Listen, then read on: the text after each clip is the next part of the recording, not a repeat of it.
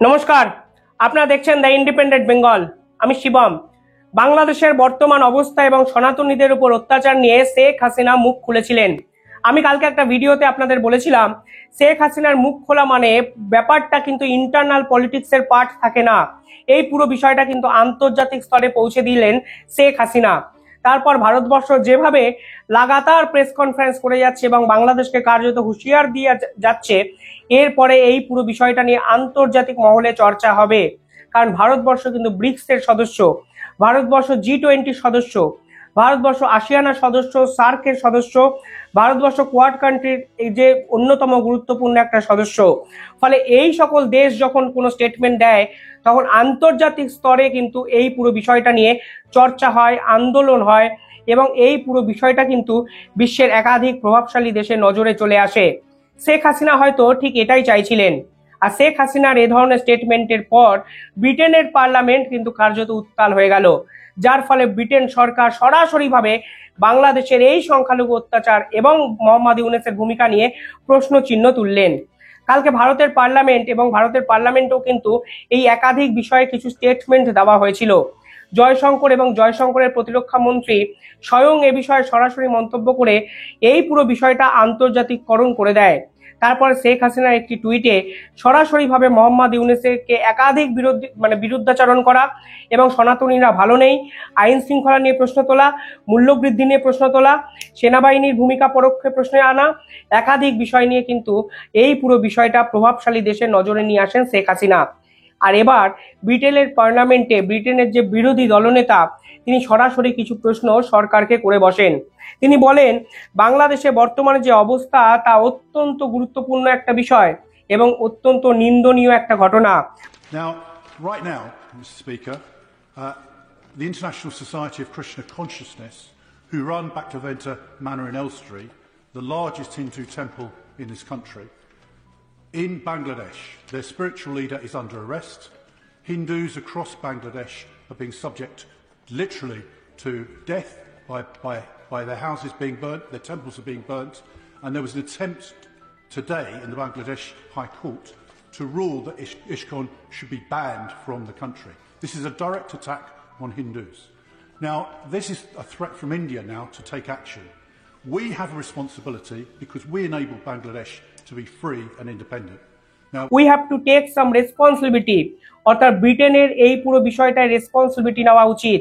তাহলে ব্রিটেন সরকারের সাথে বাংলাদেশের যে সম্পর্ক, সেই সম্পর্ক কোন দিকে যেতে পারে তা কিন্তু একটা সরাসরি প্রশ্নের মধ্যে কালকে ব্রিটেনের পার্লামেন্টে এই পুরো বিষয়টা চলে এসছে। পাশাপাশি এতদিন অবধি নাকি ওরাল স্টেটমেন্ট দেওয়া হয়েছে, এবার নাকি ব্রিটেনকে আরো কার্যকরী কোনো ভূমিকা পালন করতে হবে। Now, whatever the change of government has been in Bangladesh, it cannot be acceptable that religious minorities are persecuted in this way. So far, we've only had a written statement from the FCDO, so could the leader enable an oral statement on the floor of this House so it can bring to the world's attention what is going on in Bangladesh? ব্রিটেনের এই পার্টিকুলারি বিরোধী নেতার নাম Bob Blackman. এই Bob ব্ল্যাকম্যানের এই ধরনের একটি video যখন ভাইরাল হয়, তখন কিন্তু আন্তর্জাতিক স্তর যারা ব্রিটেনের কার্যত ভালো ব্রিটেনের সঙ্গে ভালো সম্পর্ক রক্ষা করে চলেছে, তারাও কিন্তু বিভিন্ন স্টেটমেন্ট দিতে শুরু করেছে। যদিও ব্রিটেনের যে সরকার এখন বর্তমান আছে, তারাও কিন্তু পাশাপাশি এই পুরো বিষয়টা নিয়ে একটু স্টেটমেন্ট দেয়। তারা বলে সরকার বাংলাদেশের সঙ্গে নিঃসন্দেহে কথা বলার চেষ্টা করবে এবং আমরা আমাদের ফরেন অফিস বা বিদেশ দপ্তরকে বলবো এই পুরো বিষয়টা টেক ওভার করতে। But he's absolutely right to highlight these issues.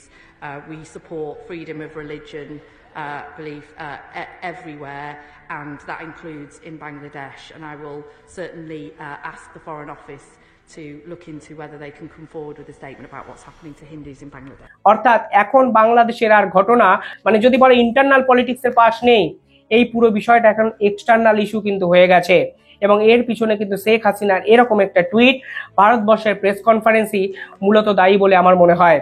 তাহলে আপনারা বুঝতে পারছেন, বিশ্বের যদি আপনারা মানচিত্র দেখেন, আন্তর্জাতিক যদি মহলগুলো দেখেন, তাহলে ক্রমশই কিন্তু মোহাম্মদ ইউনূসের পাশ থেকে বন্ধু রাষ্ট্রগুলো আস্তে আস্তে সরে যেতে শুরু করেছেন।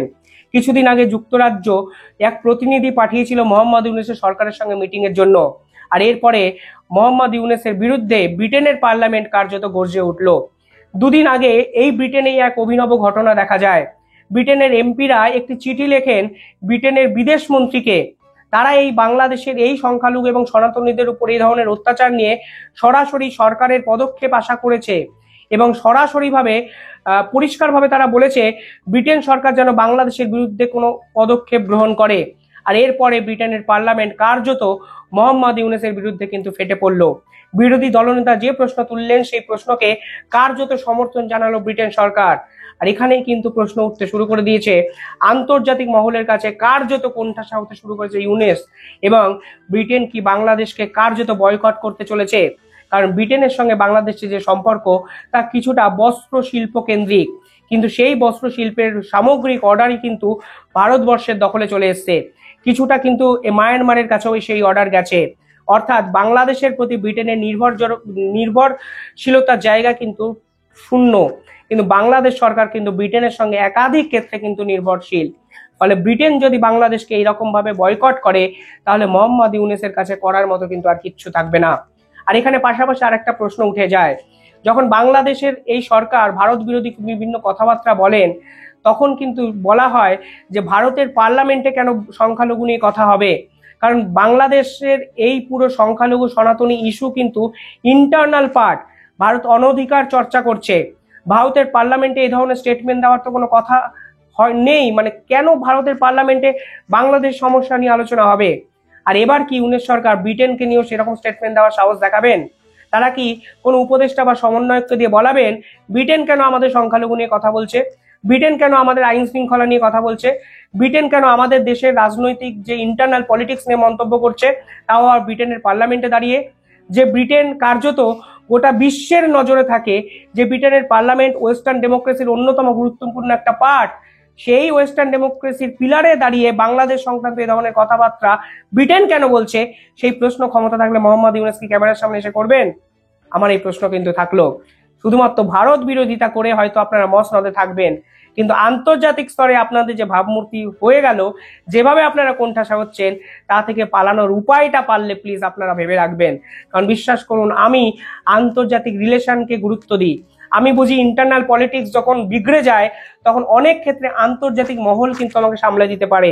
শেখ হাসিনা সরিয়ে দেওয়াটা বা শেখ হাসিনা সরে যাওয়াটা কিন্তু আন্তর্জাতিক মহলের ষড়যন্ত্র ছিল। শেখ হাসিনা কিন্তু ইন্টারনাল পলিটিক্স দ্বারা সরেননি। শেখ হাসিনা কিন্তু এক্সটার্নাল পলিটিক্স দ্বারা, এক্সটার্নাল রিলেশনশিপ দ্বারা সরতে বাধ্য হয়েছিলেন। তা শেখ হাসিনা নিজেই কিন্তু স্বীকার করেছেন। আর শেখ হাসিনা যে বিষয়টা খুব সহজে বুঝতে পেরেছেন, সেই বিষয়টাই তিনি পাল্টা ইমপ্লিমেন্ট করার চেষ্টা করছেন। এটাই হয়তো রাজনীতিবিদের, অন্যতম বড় রাজনীতিবিদের একটা প্রধান একটা গুণ, যে ভুল তিনি করেছেন, যে ভুলের শিকার তিনি হয়েছেন, সেই ভুলটাকে অন্যতম শক্তিশালী একটা ক্ষমতায় পরিণত করা, যা শেখ হাসিনা করে যাচ্ছেন। শেখ হাসিনার টুইট আন্তর্জাতিক মহল যে নড়ে চড়ে বসবে আমি জানতাম, কিন্তু ব্রিটেন যে এত তাড়াতাড়ি রিয়াক্ট করবে সেই ধারণা ছিল না। পাশাপাশি অন্য একটা খবর আপনাদের বলি, বাংলাদেশের সঙ্গে ব্যবসা বাণিজ্য বন্ধর দিকে এগোচ্ছে জাপান। একটি তথ্য সাম্প্রতিককালে কালকেই প্রকাশিত হয়েছে এবং জাপানের প্রতিনিধিরা বাংলাদেশে এসেছিলেন একটি সম্মেলনে। সেখানে তারা পরিষ্কারভাবে বলে দিয়েছেন তারা বাংলাদেশের সঙ্গে আর কোনো ব্যবসা বাণিজ্যই করবে না। এতদিন অবধি জাপানের প্রায় ৩৩৮টি কোম্পানি বাংলাদেশে ব্যবসা বাণিজ্য করতেন, যেই ৩৩৮টা কোম্পানির সবটাই কিন্তু শেখ হাসিনার আমলে এসেছিলেন। বিপুল পরিমাণে কর্মসংস্থান কিন্তু এই জাপানি কোম্পানিগুলো বাংলাদেশে করেছিল। শেখ হাসিনার বিরুদ্ধাচরণ আপনারা অনেকেই করতে পারেন, কিন্তু শেখ হাসিনার সময় বাংলাদেশের জিডিপি অন্তত তথ্যের নিরিখে অনেককে ছাপিয়ে গেছিল, এটা তো স্বীকার করবেন। সেই ৩৩৮টা কোম্পানির মধ্যে 40% কাছাকাছি কোম্পানি ইতিমধ্যে জানিয়ে দিয়েছে তারা আর বাংলাদেশে ব্যবসা করবে না। অর্থাৎ বাংলাদেশের 100 দিনের আইন শৃঙ্খলার অবনতি এবং সামগ্রিকভাবে সামাজিক অবনমন অবক্ষয় যে হয়েছে, তার ফলে জাপানের 38% থেকে 40% কোম্পানি তারা সরকারিভাবে জানিয়ে দিয়েছে তারা আর ব্যবসা বাণিজ্য করবে না।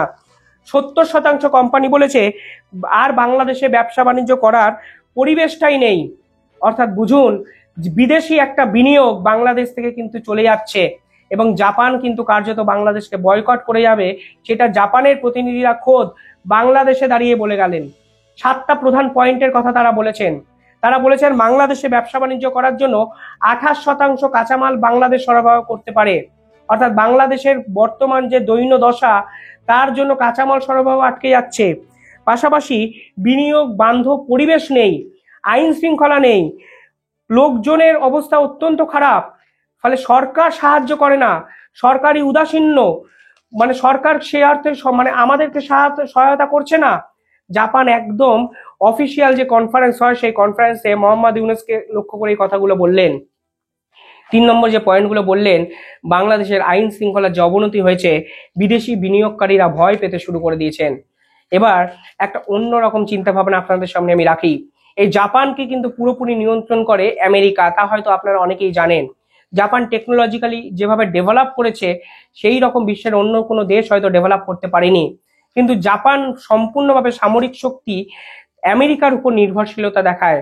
যখন ডোনাল্ড ট্রাম্প ক্ষমতায় আসেন, যখন জাপানের পলিটিক্সটা কিন্তু আস্তে আস্তে বদলাতে শুরু করে, তাদের আমেরিকার উপর নির্ভরশীলতা যখন আছে, তখন তারা ডোনাল্ড ট্রাম্পের সাইকোলজি অনুযায়ী কিন্তু ট্রিটমেন্ট করতে শুরু করবেন প্রতিবেশী দেশগুলোতে। এটাই স্বাভাবিক, কারণ তারা কোনোভাবেই আমেরিকাকে চটাতে চাইবে না, কারণ আমেরিকাকে চটালে চীন কার্যত তাদেরকে গিলে খেতে পারে।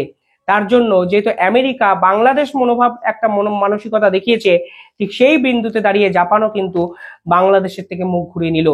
338টা জাপানি কোম্পানি বন্ধ হওয়ার মুখে চলে গেল, তাও আবার বাংলাদেশে এসে জাপানি প্রতিনিধিরা কার্যত আনুষ্ঠানিকভাবে এটা ঘোষণা করলেন, এবং তারা গোটা বিশ্বের সামনে বললেন জাপানে বিনিয়োগ বান্ধব পরিবেশটাই নেই। আর মোহাম্মদ ইউনূস, আপনি দিনের পর দিন ভারত বিরোধী কথাবার্তা বলছেন, বাংলাদেশের ইকোনমিকে ফিরিয়ে আনার কথা বলছেন, কিন্তু উল্টো দিকে বিদেশি একের পর এক দেশ আপনাদের ছেড়ে চলে যাচ্ছে, বিদেশি বিনিয়োগ চলে যাচ্ছে।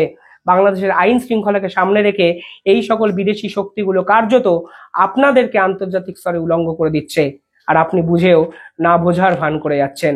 আমি সত্যি অনেক শাসককে দেখেছি, অনেক শাসককে নিয়ে পড়াশোনা করেছি, কিন্তু আপনার মতো নির্বোধ এবং বালকিল্য রাজনৈতিক শাসক আমার মনে হয় আমার দেখা ইতিহাসে এত খারাপ কাউকে আমি এর আগে দেখিনি। বাংলাদেশটাকে শেষ 100 দিনে যেখানে পাঠালেন, সেইখান থেকে বাংলাদেশকে কিভাবে রিভাইভ করবে কোনো দল আমি সত্যিই জানি না। সবে ট্রাম্প কার্ডটা কিন্তু খেলে দিলেন শেখ হাসিনা। শেখ হাসিনার বিছানো ট্র্যাপেই কিন্তু দিনের পর দিন পা দিয়ে যাচ্ছেন মোহাম্মদ ইউনূস।